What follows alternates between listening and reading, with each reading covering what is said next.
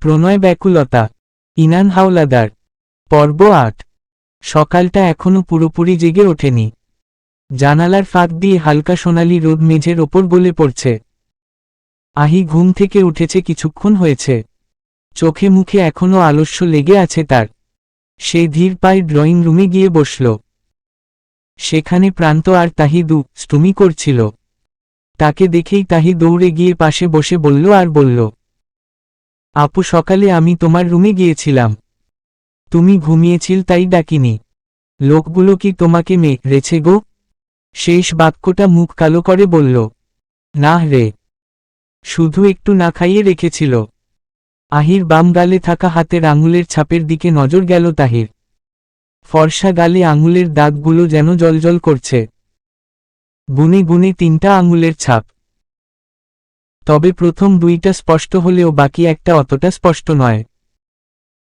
সেটা দেখে তাহি এন্দিহান কণ্ঠে প্রশ্ন ছুড়ল, তাহলে তোমার গালে কিসের দাগ? গাল লাল কিসে? পীড়িতের সে নাকি? আরে তুর্য ভাই চর্মে রেছে সে। প্রান্ত বাকি গানটুকু শেষ করার আগেই সিঁড়ি দিয়ে নামতে নামতে গানের সুরে গেয়ে ওঠে শান্ত। তারপর আহির অন্য পাশে বসতে বসতে বলল, তাহলে আহিপু খেয়ে তোর ফিলিংস কেমন? আমাদের সাথে শেয়ার করতে পারিস। যখন তুর্যের মুখে শুনেছিল কাল সারাদিন শান্ত প্রান্তও তাকে খুঁজে বেরিয়েছিল, তখন আহি আবেগে আপ্লুত হয়ে মনে মনে ভেবে নিয়েছিল ওদের সাথে আর গড়াঝাটি করবে না। কিন্তু না, এরা আসলে মার যোগ্য না। নেহাত চোয়াল থাকার কারণে গড়াটা করতে পারছে না। না হলে আজকে এদের খবর করে ছাড়ছে। এই বাড়ির সবচেয়ে বড় সন্তান তুর্য ভাই, তারপর আমি, তারপর তোরা। তুর্য ভাই আমার বড় বিধায় সবসময় আমাকে কি করেন। কাল তো রেই বসলেন। কিন্তু আমি কখনো তোদের মেরেছি বল? মেরেছি? মা রিনি, তো এটা নিয়ে তোদের শুকরিয়া করা উচিত। তুর্য ভাইয়ের বিরুদ্ধে কঠোর পদক্ষেপ নেওয়া উচিত তোদের। সেটা না করে আমাকে নিয়ে ট্রোল করছিস তোরা। এটা কি ঠিক বল? আস্তে আস্তে কোনোরকমে গাল নাড়িয়ে বলল আহি। শান্ত নিজের হাসি চেপে ঘন ঘন দুই পাশে মাথা নাড়তে নাড়তে বলল, না না, একদম উচিত না। তার সাথে প্রান্তও লাভালা মুখ করে বলল, মোটেও ঠিক না। তীব্র এন্দা জানাচ্ছি আমি। আহি যদিও বুঝতে পারল ওরা মস্করা করেই এসব বলছে, তবুও কিছু বলল না। সোজা ডাইনিং টেবিলে চলে গেল। এরা সবাই একই রকম, শুধু তাহিটা একটু ভালো আছে। তবে সেও মাঝে মাঝে লাড়ি করে। খাবার টেবিলে আহি আগে বসলেও এখন একে একে সবাই উপস্থিত হয়েছে। আকবর চৌধুরীকে কাল রাত 12টার দিকে বাড়িতে আনা হয়েছে। এমনি দিন হলে খাওয়ার ভিতরে এতক্ষণে 1000টা কথা বলতো আহি। খাবারে থাকা মরিচের খোসা চুপি চুপি শান্ত বা প্রান্তের প্লেটে দিয়ে সাধু সেজে বসে থাকত, যেন ভাজা মাছটা উল্টে খেতে জানে না। এই আজকে কুমড়া রান্না করা হয়েছে। আহি ভালো করে জানে তুর্য কুমড়ার তৈরি কিছুই খায় না। এজন্যই ইচ্ছা করে কুমড়ায় নিজের প্লেট ভর্তি করে তুর্য বুঝে ওঠার আগেই তার প্লেটে ঢেলে দিয়ে ভোলাভালা মুখ করে বসে থাকত। তারপর তুর্য যখন চোখ রম করে চাইত তখন সে মুখটাকে আরো ইনোসেন্ট বানিয়ে আদুরে কণ্ঠে বলত, অনেক বেশি নেওয়া হয়ে গিয়েছে, তাই আপনাকে দিলাম। এল্লা আপনি তো আবার কুমড়া খান না। খেয়াল ছিল না তুর্য ভাই, করিয়েন না। কিন্তু আজ চুপচাপ খাবার গিলছে। এসবের কিছুই করছে না সে। যদিও চোয়াল ব্যথা থাকার কারণে খাবার চিবোতে একটু কষ্ট হচ্ছে। এজন্য এতক্ষণে খানিক গালি দিয়েছে তুর্যকে। সে না হয় রাধ করেছে। এখন সেটা তো করা হয়ে গিয়েছে, শুধু শুধু রে কি লাভ পেল লোকটা? নিজের গায়ের জোর দেখানোর জন্য এমনটা করল। তাকে তো দেখেই বোঝা যায় রিরে গন্ডা রের মতো শক্তি। রে দেখানোর কি আছে? তবে আহির এভাবে শান্ত হয়ে যাওয়া আকবর চৌধুরী খেয়াল করলেন।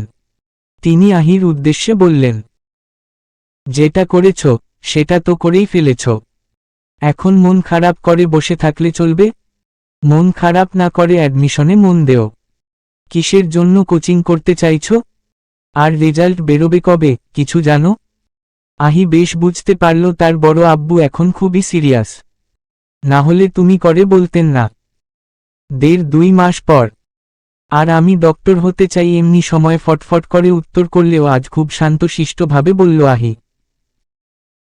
তাহলে কাল গিয়ে উন্মেষে ভর্তি হয়ে এসো। বাড়িতে টিচারও রেখে দিব, আর তুর্য তো আছেই। বাবার কথা শুনে তুর্য একবার অসহায় দৃষ্টিতে বাবার দিকে চাইল। এমনিতে সুযোগ পেলেই রুমে ঢুকে কুকর্ম করে বেড়ায়। এবার তো আরও সুযোগ পেয়ে গেল। রুম ত্যাগ করে কিনা সন্দেহ। এই জীবনে যে কয়েকদিনই আহি তার রুমে পড়তে গিয়েছে, প্রতিবারই টেবিলে ক্লথ পাল্টাতে হয়েছে তার। না পাল্টে উপায় আছে?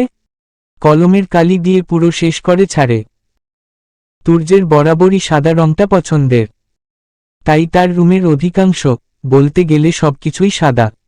এটা নিয়ে কিছু বলতে গেলেই বলবে, খান তো বাপের হোটেলে।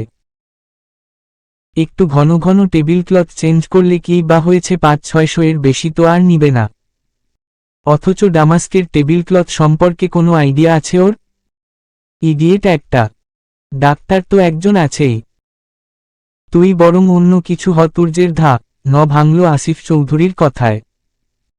হ্যাঁ, তোর ছোট চাচার মতো পলিটিশিয়ান হ। আকবর চৌধুরীর কথা শুনে শান্ত বলল। হ্যাঁ হ্যাঁ বড় আব্বু। তারপর আমরা স্লোগান দিব, হাসিনা আপা, খালেদা খালার দিন শেষ, শাহী আপার বাংলাদেশ। শান্তর কোথায় একযোগে সবাই হেসে দিলেন। তাহলে আহি আজকেই চল, ভর্তি করে রেখে আসি। এক পলক দেওয়াল ঘড়িটার দিকে তাকিয়ে সময়টা মেপে নিলেন আকবর চৌধুরী। তারপর কথাটা বললেন, না বড় আব্বু, গালের দাগ মুছে গেলে তারপর যাব। হালকা গা গরম হওয়া এসি অফ করে শুয়ে আছে আহি। হাতে লতা বেগমের মোবাইল। তিনি কোনো ফেসবুক চালান না দেখে আহি নিজে একটা অ্যাকাউন্ট খুলেছিল। তবে নিজের নাম দিয়ে নয়, ফেক নামে। এই বিষয়ে বাড়ির কেউই জানে না। আহির বন্ধু মহলের একটা মেসেঞ্জার গ্রুপও আছে। সেখানেই মেসেজে কথা বলছিল সে।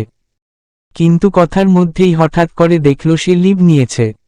আজব, সে তো লিভ নেয়নি। তাহলে এটা কিভাবে হলো? মোবাইলের মধ্যেও কি আবার জিন ভূতের বসবাস আছে নাকি? পুনরায় যে তাকে অ্যাড দিবে সেটাও হচ্ছে না। গ্রুপের অ্যাডমিন হলো আরাফ। সে এখন অনলাইনে নেয়, নিশ্চয় পড়ালেখা করছে। মন খারাপ করে ফোনটা রেখে দিল আহি। এখন বাকিরা কত কথা বলবে, অথচ সে উপস্থিত থাকবে না। যদিও তাদের প্রত্যেকের ইনবক্সে গিয়ে সে বলে এসেছে, তোরা আর কেউ একটাও মেসেজে দিবি না, বলে দিলাম, তবুও তার মনটা আকুপাকু করছে। যদি ওরা কথা বলে, না জানি কত কিছুই মিস করে ফেলবে। এরই মধ্যে পারভিন বেগম তার রুমে প্রবেশ করলেন। বড় মাকে দেখে উঠে বসল আহি। পারভিন বেগম তার পাশে বসে বললেন, আমাদের হবু ডাক্তার কি করছে? আগে এইচএসসি তো পাশ করি বলেই হেসে দিল আহি। এটা কেমন কথা? পাশ করবি না মানে? আমার মেয়ে ভালো ফলাফল করে পাশ করবি আমি জানি, কিন্তু পটরা দেখিয়ে বললেন তিনি। কিন্তু কি বড়মা? শোন, তোকে একটা ঘটনা বলি। আইএ পরীক্ষার পর তো তোর নানা ভাই আমাকে বিয়ে দিয়ে দিল। কিন্তু আমার একটা বান্ধবী ছিল। সে যেমন পড়া লেখায় ভালো ছিল, তেমনি চেহারাও মাশাআল্লাহ। আর চুলও ছিল একদম তোর মতো। কিন্তু ডাক্তারি পড়া পড়তে পড়তে সব চুল পড়ে গিয়েছে। সত্যি বড়মা? মেডিকেলে পড়তে গেলে চুল পড়ে যায়? কই? তুর্য ভাইয়ের তো পড়েনি। পারভিন বেগমের কথা শুনে কৌতূহলী কণ্ঠে বলল আহি। তুর্য তো ছেলে মানুষ, আর ওর চুল লম্বা নাকি? তুই একটু চুলের যত্ন নিস। আমি এখন আসছি। রান্না করতে হবে। কি বলল বড়মা? তার চুল পড়ে টাকু হয়ে যাবে? তাহলে কেমন দেখা যাবে?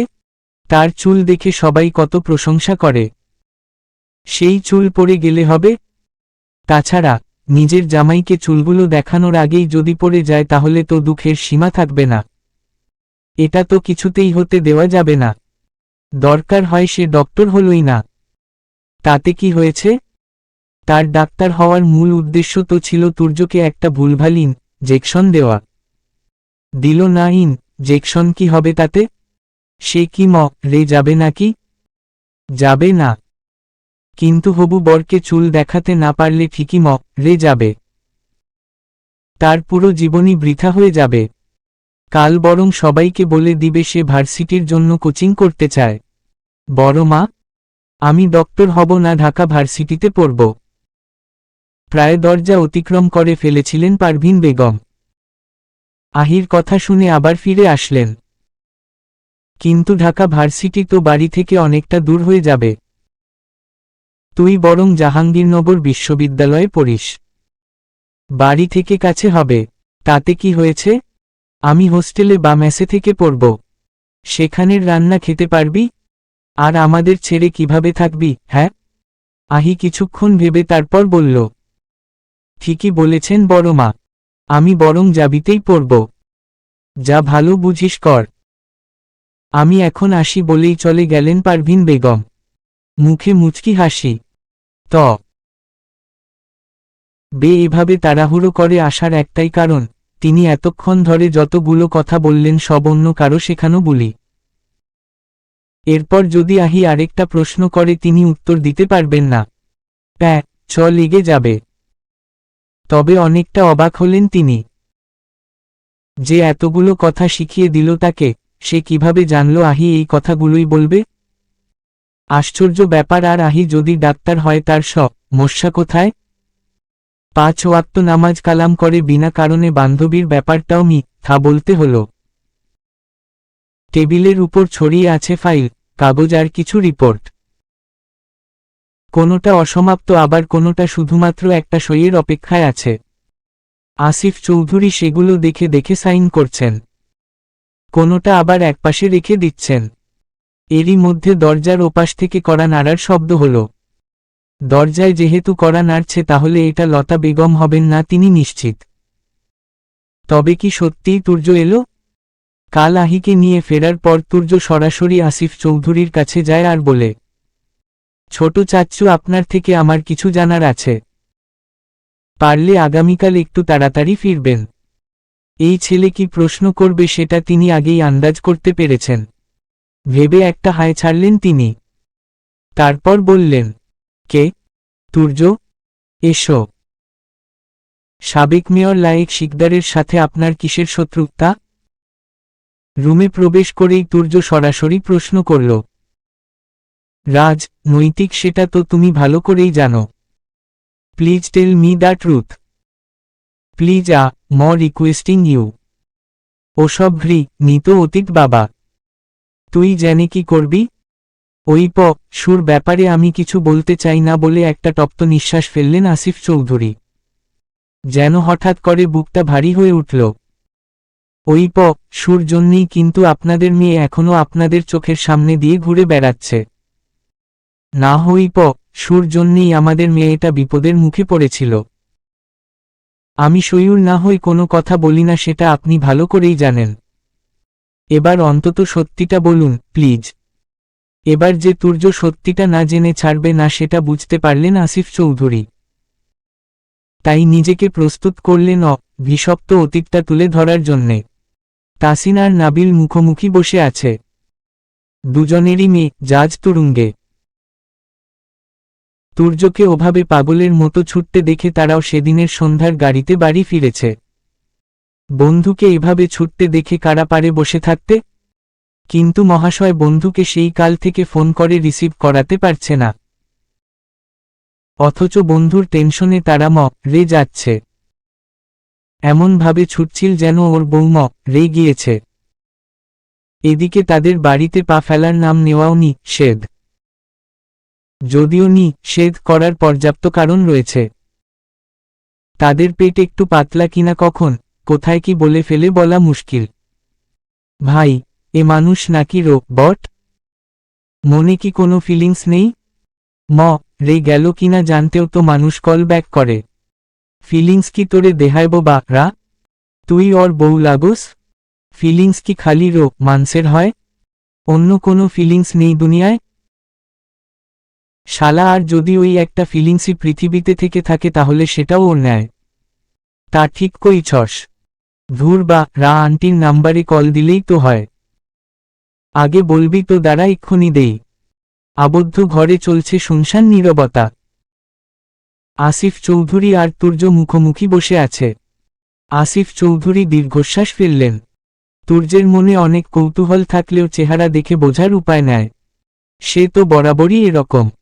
তার বাইরে দেখে ভিতর কেউ আন্দাজ করতে সক্ষম হবে না। তবে আসিফ চৌধুরী তো আর তেমন নন। তার চোখের কোণে আর্দ্রতা জমে উঠল। তবে নিজেকে সামলে বলতে আরম্ভ করলেন তিনি। 25 বছর আগের ঘটনা। তখন তুই খুবই ছোট, 3 বা 4 বছরের অবুঝ শিশু। তাই হয়তো কিছুই মনে নেয় তোর। লায়েক আর আমি খুব ভালো বন্ধু ছিলাম। সেই ছোটকাল থেকে। যাকে বলে গলায় গলায় বন্ধুত্ব, ছাত্র জীবন থেকেই ওর রাজনীতির প্রতি আকর্ষণ ছিল। আমার ভালো লাগতো না। তবুও বন্ধুত্বের খাতিরে দুই একটা ঘটনায় জড়িয়ে পড়তাম। একদিন বড় ভাইজান আর তোর দাদা অনেক বকাবকি করতেন এটা নিয়ে। তারা রাজনীতি পছন্দ করত না, এখনো করে না। তারপর থেকে আমি আর কোনো রাজনৈতিক কার্যকলাপে নিজেকে জড়াতাম না। দেখিস না, তোর বাবা আমায় এখনো এটা নিয়ে সবসময় খোঁচা মেরে কথা বলে। সকালেও তো বলল। আচ্ছা যাক গে সেসব কথা। তবে এটা নিয়ে আমাদের বন্ধুত্বে কোনো ঝামেলা হয়নি। একটু থামলেন আসিফ চৌধুরী। সামনের টেবিলে থাকা গ্লাস এগিয়ে দিল তুর্য। তিনি এক ঢোক পানি গিলে পুনরায় বলা আরম্ভ করলেন। কোনোদিন ছোট মায়ের বাপের বাড়ি গিয়েছিস? যাসনি, তোদের বলা হয়েছে লতার বাবা মা ভাই বোন কেউ নেয় পৃথিবীতে। কিন্তু সেটা সম্পূর্ণই মিথ্যা। স্বয়ং লায়েক শিকদারি ওর আপন বড় ভাই। আর ওর মাও এখনো বেঁচে আছেন, মূর্ষ রোগী হয়ে।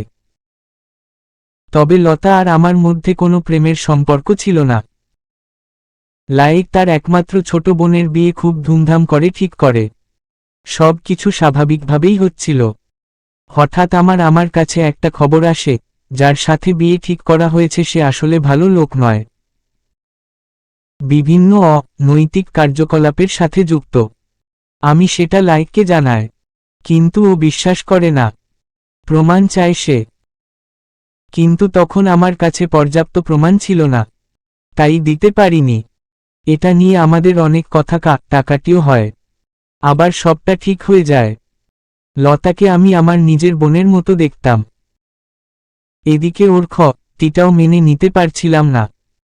তাই আমি লতাকে সবটা জানাই, বলি লায়েককে বুঝিয়ে বলতে। কিন্তু ও বরাবরই ওর ভাইকে ভয় পায়, আমাকে বলে কিছু করতে। ততক্ষণে সকল চেষ্টা করে ব্যর্থ আমি। এভাবে বিয়ের দিনও ঘনিয়ে আসে। আমি আর কিছুই করতে পারলাম না। তারপর বিয়ের আগের দিন রাতে লতা অনেক কান্নাকাটি করে, যে করেই হোক বিয়ে ভাঙতে বলে। পরে আমি বাধ্য হয়ে ওকে নিয়ে পালিয়ে যায়। তবে বিয়ে করার উদ্দেশ্য মোটেও ছিল না। ভেবেছিলাম পর্যাপ্ত প্রমাণ জোগাড় করে লতাকে তার ভাইয়ের হাতে তুলে দিব। কিন্তু কোনো একটা কারণে আমরা বিয়ে করতে বাধ্য হই। তারপর লায়েকের সাথে অনেকদিন যাবৎ ঝামেলা চলতে থাকে। প্রায় 6 মাস পর ও নিজের ভুল বুঝতে পারে। এসে ক্ষমা চায় আমার কাছে। তার পাশাপাশি আরেকটা প্রস্তাবও রাখে। এক নাগারে কথাগুলো বলে থামলেন আসিফ চৌধুরী। এবারের ঘটনাটা বলতে যেন বুক চিরে যাচ্ছে। ঠোঁট ভেদ করে কথাটা আসতে চাইছে না। নিজেকে সামলানোর সুযোগ দিল তুর্য। তার চোখে এবার কৌতূহল স্পষ্ট। কোন সত্যের মুখোমুখি হতে যাচ্ছে জানা নেই তার। তবুও অজানা কারণে ভিতরটা ছটফট করছে। আবার বলতে শুরু করলেন আসিফ চৌধুরী। আমাদের 3 ভাইয়ের আদুরে একটা বোন ছিল, তোমাদের একমাত্র ফুপি। তোমার মনে নেয় হয়তো। তার হাত চাইল আমাদের কাছে, আমরাও রাজি হয়ে গেলাম। কিন্তু ওই জানোয়ার। এবার আর নিজেকে সামলাতে পারলেন না আসিফ চৌধুরী। ননায় ভেঙে পড়লেন। তুর্য মনে হয় বাকি কথাটুকু আন্দাজ করতে পারল। তবুও চাচার মুখ থেকে শোনার প্রয়াস। সে আসিফ চৌধুরীর হাত নিজের হাতের মধ্যে নিয়ে বলল, শান্ত হন ছোট চাচ্চু, এভাবে ভেঙে পড়বেন না। ওই যা, নোয়ার আমার আদরের একমাত্র বোনকে বিয়ে করে হত্যা করে গলাকে পেয়ে উঠেছে আসিফ চৌধুরীর। আর কথা বলার অবস্থায় নেয় তিনি। বুঝতে পারল তুর্য, তার নিজের বুকের ভিতরও যন্ত্রণা হচ্ছে। মনে না থাকুক, কিন্তু দেখেছে তো, অনেক আদর করতেন নিশ্চয়। ফুপিরা তো মায়ের মতোই ভালোবাসেন, তবুও সে তো আদর পেয়েছে। আহি, শান্ত, প্রান্ত, তাহি ওরা তো মোটেই পায়নি। আজ এখানে এই জায়গা যদি আহিটা উপস্থিত থাকত তাহলে এতক্ষণে নিশ্চয় কেঁদে ফেলত। অনেক আবেগী কিনা, এমনও তো হতে পারে ফুপিকে তিনি মারেননি। হয়তো অন্য কেউ আপনাদের মধ্যে বোঝাবুঝির সৃষ্টি করেছে। কাল রাত থেকে প্রচণ্ড জ্বরে গা পুড়ে যাচ্ছে আহির। এখন অবশ্য রাতের থেকে অনেকটা কম। জ্বরের ঘোরে কাল সারা রাত আবল তাবল বকেছে। মারুফা বেগম সম্পূর্ণ রাত মেয়ের শিয়রে বসে কাটিয়েছেন। একটু আগেই রুম থেকে বেরিয়েছেন, আর তুর্যকে জ্বরটা পরিমাপ করে দেখতে বলে গিয়েছেন।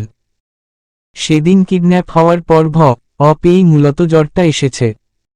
কিন্তু আহি এটা মানতে নারাজ। তার ধারণা তুর্যের হাতের খেয়েই এসেছে। সুস্থ হয়ে বড় আব্বুর কাছে এর একটা ফয়সালা করার আর্জি জানাবে সে। আরেকটা কথা তো সে ভুলেই গিয়েছে,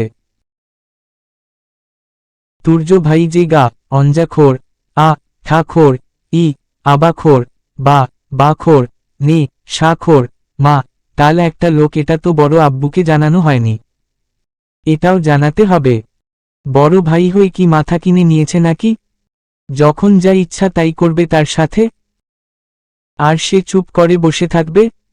জীবনেও না। তুর্য ভাইকে বাস দেওয়ার ক্ষেত্রে নো কম্প্রোমাইজ। তুর্যকে নিয়ে চিন্তা করার ভিতরই হাজির হলো সে। রুমে এসে আহির স্টাডি টেবিলের কাছ থেকে চেয়ারটা এনে তার বিছানার পাশে বসল। হাতের স্পিগমোম্যানমিটারটা খাটের একপাশে রেখে আহিকে উঠে বসতে বলল। কিছুক্ষণ পার হলেও আহি উঠছে না দেখে সে বলল, কি ভাবছিস তুই? রুম বইট্রি টমেন্ট করতে এসেছি বলে আদর করে বিছানা থেকে উঠিয়ে দিব? ঢং না করে ওঠ, ফাস্ট। আপনার থেকে আদর পাওয়ার ইচ্ছাও আমার নেই, বুঝলেন? উঠে বসতে বসতে বলল আহি। তুর্য একটা থার্মোমিটার তার কাছে দিল।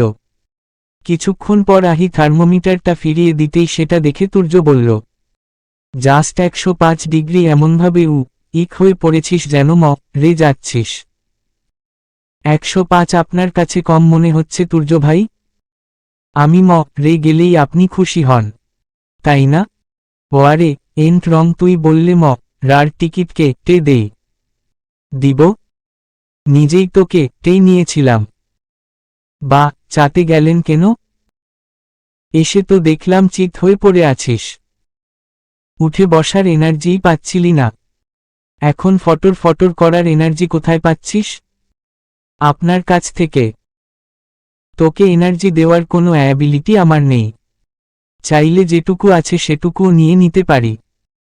আহিকে কিছু বলার সুযোগ না দিয়ে কথাটা শেষ করেই কয়েক সেকেন্ডের ব্যবধানে সে আবারও বলল, বিড়াল ছানার মতো কম্বলের ভিতর দিয়ে মাথাটা বের না করে একটু সরা। প্রেশার মাপতে হবে। আহি এতক্ষণ শুধু মাথাটা বের করে কম্বলের ভিতর দোলা পাকিয়ে বসেছিল। তুর্যের কথা মতো নিজেকে আলগা করে বসল। হাতা ফোল্ড কর, হাতার উপর দিয়েই দিন। তুর্য একবার আহির দিকে চাইল, তারপর নিজেই হাতা গুটিয়ে স্পিগমোম্যানমিটারের কাফ হাতের কনুইয়ের একটু উপরে পেঁচিয়ে ইয়ারপিচ নিজের কানে নিল। তারপর বাল্ব চেপে কাফ ফুলিয়ে নিল। একটুপর চেস্টপিস আহির বুক ও গলার মাঝখানের বিভিন্ন জায়গা চালাতে লাগল। আহি সেটা মাথা নিচু করে দেখছে। হঠাৎ তুর্যের হাতের দিকে খেয়াল হতেই সে কৌতূহল নিয়ে জিজ্ঞেস করল, তুর্য ভাই, আপনার হাতের শিরাগুলো সবসময় ওভাবে জেগে থাকে কেন? দেখে মনে হচ্ছে ব্লাড-এর ওভারলোড হচ্ছে। এত কথা কেন বলিস আহি? এভাবে ঝুঁকে না থেকে মাথা সোজা কর। আর রে শ্বাস নে। তুর্যের কথা মতো আহি রে শ্বাস নেওয়া আরম্ভ করতেই সে দাঁতে দাঁত সে বলল, তোকে নিঃশ্বাসের স্পিড 5x করেতে বলিনি। ধীরে ধীরে লম্বা করে শ্বাস নিয়ে ডিয়েট। আরও কিছুক্ষণ পার হল। তুর্য ডাক্তারি সকল সরঞ্জামগুলো খুলে গুছিয়ে রাখতে রাখতে বলল, চেয়ে আছিস কিভাবে? সবই আল্লাহর লীলা খেলা কেন? সার কত? পুনরায় গায়ে কম্বল জোড়াতে জোড়াতে বলল আহি। জেনে কাজ নেয় তোর। আমি ছোট মাকে বলে দিচ্ছি ডিম আর দুধ পাঠাতে, চুপচাপ খেয়ে নিবি বলেই তুর্য চেয়ার থেকে উঠে বাইরের উদ্দেশ্যে পা বাড়াতেই আহি ডেকে বলল, আমার চেয়ার জায়গা মতো রেখে যান। এভাবে জিনিসপত্র এলোমেলো করা আমার মোটেও পছন্দ না। তার ডায়ালগ তাকেই ফিরিয়ে দিচ্ছে। তুর্য পেছনে ঘুরে একবার সমস্ত ঘরে চোখ বুলিয়ে নিল। মা তত্ত্বকভাবে গুছিয়ে রেখেছে ঘর। জামা কাপড় ওয়ার্ড্রোবে রেখেছে ঠিকই, কিন্তু ড্রয়ারের বাইরে দিয়েও জামা কাপড় দেখা যাচ্ছে। কিছু কিছু অংশ বের হয়ে আছে। বিছানার দিকে তাকালে মনে হচ্ছে বাংলাদেশ পাকিস্তানের ম্যাচ ওখানেই খেলা হয়েছে।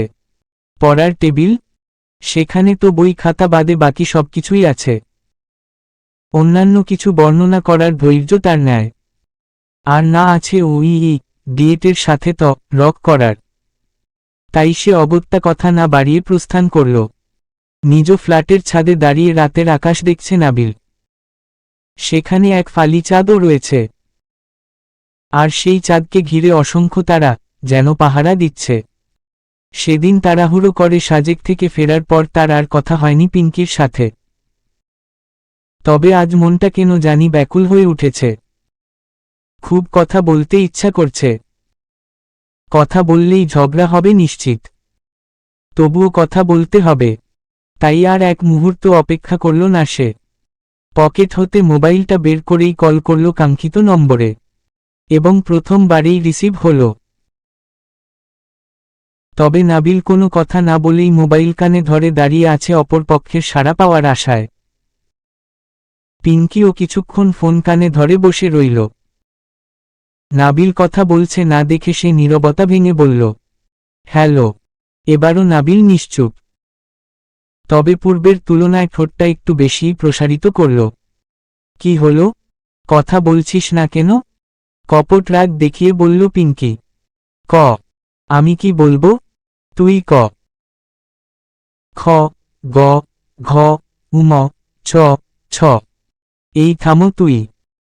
কাজের কথা বল। I love you. এই নাপিতের ওচা থামো বলছি। কি কইছি রা? আর নাপিত কইতাছস কেন, মাংকির বাচ্চা? আমি এখনো তোরে মাংকি কইছি রা? তুই তো নাপিতই। আর একটা কথা বলবি না। নাপিত করস ক্যা? আয় তোর চুল কাইটা দেই। দেশে নাপিতের আকাল পড়েছে যে তোর থেকে চুলকা তব। তোর ওই ফেরফেরি আমি কাটতাসিও না। কি রার চুল ওনার। গড়া করতে কল করেছিস? না, পীড়িত করতে করেছিলাম। কিন্তু তুই তো করবি না। জাজ খারাপ করে ছাড়ছস। এখন পীড়িত করার মুডও নেই। আমি যদি বলি এখন আমার মুড এসেছে, করবি? এই থামো তুই। কি করব তোর লগে? নাও, জুলিল্লাহ হাস্তাগ ফিরুল্লাহ শ্লীল বালিকা বলেই কল কেটে দিল নাবিল। আর মুচকি এসে মনে মনে বলল, তুই চলস ডালে ডালে, আমি চলি পাতায় পাতায়। মাংকির ওচা। এই যে একটু কথা বলল তাতেই তার আজকের দিনটা খুব ভালো করে কাটবে। সারাদিন এইসব কথা ভাববে আর ব্লাস করবে। সব সময় গড়া করতে করতে কখন যে ভালোবাসা নামক অনুভূতিরা তাকে জেকে ধরেছে জানা নেয় নাবিলের। তবে বছর দুয়েক আগে বুঝতে পেরেছে। আর সে তুর্যের মতো অনুভূতি লুকিয়ে রাখতে পারে না। তাই নিজে বোঝার সাথে সাথেই ভালোবাসার মানুষটাকেও জানিয়ে দিয়েছিল। প্রথম পিঙ্কি একটু অস্বাভাবিক ব্যবহার করলেও এখন স্বাভাবিক হয়ে গিয়েছে। তবে নাবিলের সামনে এখনও নিজেকে প্রকাশ করেনি। তার ধারণা সে নাবিলকে বন্ধু হিসাবেই ভালোবাসে, এর বেশি কিছুই না। কিন্তু নাবিল তো তাকে বোঝে, তাই এখনও হাল ছাড়েনি।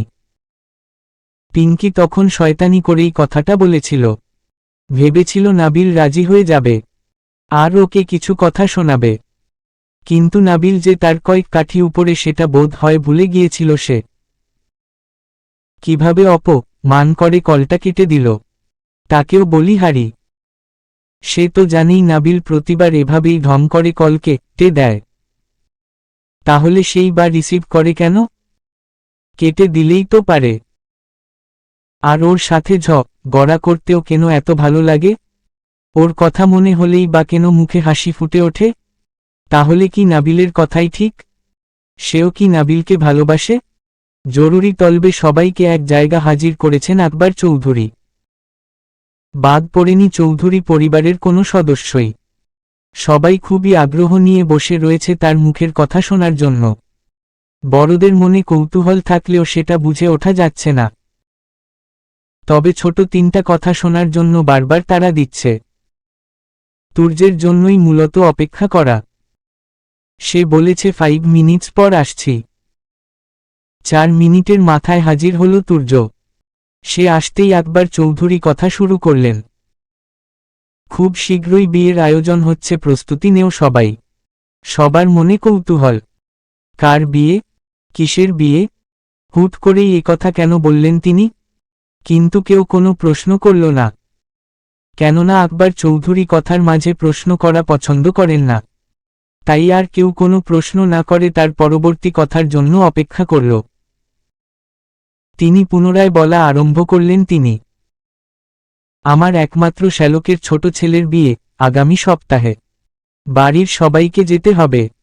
সবাইকে শেষ কথাটুকু তুর্যের দিকে তাকিয়ে বললেন তিনি। তুর্য বিষয়টা লক্ষ্য করলেও কিছু বলার নেই তার। বাবার এভাবে বলার কারণ অবশ্য আছে। এর আগেও একটা বিয়েতে সে অ্যাটেন্ড করেনি। তার মামা স্বয়ং পলাশ শেখ তাকে কল করে যেতে বলেছিলেন। তবুও সে যায়নি। কেন যায়নি সেটা সবারই অজানা। বাবার কথা শেষ হতেই উঠে দাঁড়ালো তুর্য। উদ্দেশ্য ব্যক্তিগত রুম। তবে তাকে থামিয়ে দিয়ে আকবর চৌধুরী বললেন, উঠছ কেন? যা লাগছে। ছোট ভাইয়ের বিয়ে, অথচ তোমাকে বিয়ের কথা বললেই ক্ষেত্র শুরু করে দেও। তোমাকে আগেও বলেছি, এখনো বলছি, পছন্দ থাকলে আমাদের বলো। আপনাকেও আগে বলেছি, এখনো বলছি, এই মুহূর্তে বিয়ে করতে চাচ্ছি না আমি। আর পছন্দ? সেটা থাকলে তো বলবই, আই হোক তখন, বা বড়া দিতে আসবেন না বলেই বড় বড় পা ফেলে রুমে চলে যায় তুর্য। আকবর চৌধুরী ছেলের সাথে না পেরে পারভিন বেগমের উদ্দেশ্যে বললেন, তোমার ছেলেকে বলো এইবার অন্তত বিয়েতে উপস্থিত থাকতে। আর ছুটি তো কাটাচ্ছেই, কাল যেন আহিকে কোচিংয়ে ভর্তি করে রেখে আসে। কোনো অজুহাত যেন আমার কানে না আসে। আর আহি যদি কাল এসে তোমার ছেলের নামে একটা অভিযোগ করে, ভালো হবে না বলে দিলাম। ছোট ভাই বোনদের সাথে কেমন ব্যবহার করতে হয় সেটাও জানে না। একটি সামাজিক ছেলে জন্ম দিয়েছ। না, তুমি কেন দেবে? আমি দিয়েছি। তুর্য রুমে যাওয়ার পথে আকবর চৌধুরীর সব কথাই শুনেছে, কিন্তু প্রত্যুত্তর করার কোনো ইচ্ছা তার নেই। আগেরবার বিয়েতে উপস্থিত না হওয়ার যথেষ্ট কারণ ছিল, কিন্তু এবার তো সেটা নেয়। তাহলে যাবে না কেন? সব সময় এভাবে অ্যাডভান্স কথা বলার কোনো মানে হয়? এদিকে আহি পড়েছে ছিবতে, সবই তো ঠিকঠাক চলছিল। তুর্য ভাইব কা খাচ্ছিল। আহা কি শান্তি! কিন্তু শেষে এসে বড় আব্বু এটা কি বললেন? তুর্যের সাথে তাকে যেতে হবে। আজকের সব কাল তার উপর দিয়ে উঠায় যদি। তুর্যকে যখন আকবর চৌধুরী কথা শোনাচ্ছিলেন তখন সে যে মুচকি মুচকি হাসছিল সেটা তো তুর্য ভাই দেখে ফেলেছে। যাওয়ার সময় এমনভাবে তাকিয়েছিল যেন চোখ দিয়ে গিলে খেয়ে ফেলবে। তার কি দোষ? নেহাত নিজের উপর কন্ট্রোল কম, তাই হেসে ফেলেছে। সে কি বড় আব্বুকে কি করতে শিখিয়ে দিয়েছে নাকি? তবে পারলে অবশ্যই শিখিয়ে দিত। খাওয়া কাজ করেই বা কেন? তুর্য রুমে এসেই আগে এসির পাওয়ার কমালো। মাথাটা পুরো গরম হয়ে আছে। এর মধ্যেই বারবার ফোন বাজছে। এত রাতে ওরই ডিয়েট বন্ধুগুলো ব্যতীত আর কেউ ফোন দিতে পারে না সেটা নিয়ে কোনো সন্দেহ নেয়। কিন্তু তারা 2 থেকে 3 বারের বেশি কল করে না। আর এই লোক তো পুরো আজান দিয়ে নেমেছে। কল বন্ধ করার কোনো নামই নেয়। ফোনের স্ক্রিনে তাকালো সে, আননোন নাম্বার। আবারও পার্সোনাল সিমে অচেনা নম্বর হতে কল আসায় গড়ানো মেয়ে, জাজ আরও গড়ে গেল। এবারও যদি ঘটিত ব্যাপার হয় তাহলে আর কাউকে মানবে না সে। এর শেষ দেখে ছাড়বে। ভাবতে ভাবতে কল রিসিভ করে কানে ধরল। মুহূর্তেই ওপাশ থেকে মেয়েলি কণ্ঠ বলে উঠল, স্যার আপনার কোথায় উঠেছেন? কোন রিসোর্টে? আপনি আমার নাম্বার কোথায় পেয়েছেন? স্যার, গে যাচ্ছেন কেন? Said, where did you get my number? Miss Ayra. Sorry sir, এত রাতে আমার কল করা ঠিক হয়নি, বলেই কল কাটল আয়রা। তুর্য সাজেক এসেছে শুনেই সেও ছুটি নিয়ে সেখানে পৌঁছেছে। ইচ্ছা ছিল একই রিসোর্টে গিয়ে উঠবে, তবে সেটা আর হলো কই। এদিকে তুর্য যে ঢাকায় ফিরেছে বেচারি জানতেও পারল না। 2 হাতে চুল টেনে ধরে মাথা নিচু করে বসে আছে তুর্য। শুধু শুধু একজনের আরেকজনকে দেখালো। বাবা বিয়ের কথা বলতেই পারে, তাতে কি হয়েছে? এত দেখানোর তো কিচ্ছু নেই। এই অযথা হাইপার না হওয়ার জন্য কত চেষ্টা করে যাচ্ছে, অথচ কাজ হচ্ছে কই? চলবে।